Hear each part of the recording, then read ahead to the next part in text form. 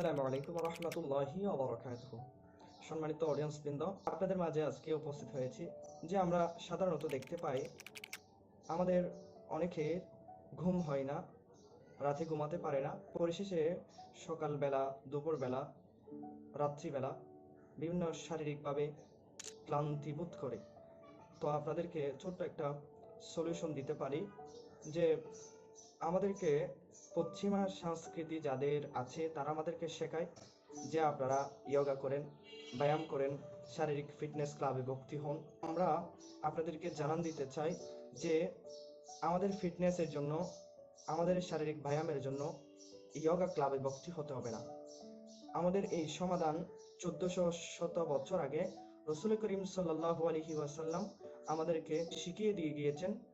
যে রসুল পাক সাল্লাল্লাহু তাআলা আলাইহি ওয়াসাল্লাম আমাদের উদ্দেশ্যে বলেছেন, সল্লু কামা রাআইতুমুনি উসাল্লি, যে আমি যেভাবে নামাজ পড়ি, আমি যেভাবে সালাত আদা করি, তোমরাও সেভাবে সালাত আদা করো। তো আমি আপনাদেরকে জানান দিতে চাই, ঘুম না হলে ইয়োগা ক্লাবে ভর্তি হতে হবে না।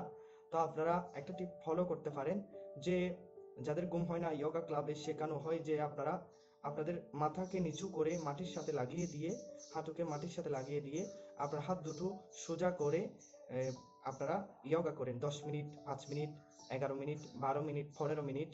তো আপনাদের শারীরিক, যাদের ঘুম হয় না তাদের প্রায় 8 ঘন্টা, 9 ঘন্টা, 10 ঘন্টা ঘুমের ক্লান্তি দূর হবে। তো ওই দিক দিয়ে আমি যদি ইঙ্গিত করি যে আপনারা এইভাবে কোথায় করেন, আপনারা তো নামাজে ওইভাবে সাজদা করেন রব্বুল আলামিনকে। তো আপনাদের ইয়োগা ক্লাবে ভর্তি হতে হবে না।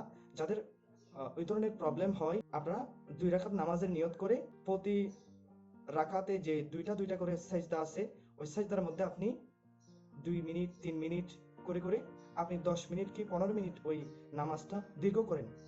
ইনশাল্লাহ আপনার শারীরিক ক্লান্তি দূর হয়ে যাবে, আপনার যেই ঘুমের সমস্যা আশা করি দূর হয়ে যাবে। আসসালামু আলাইকুম ওয়া রাহমাতুল্লাহি ওয়া বারাকাতুহু।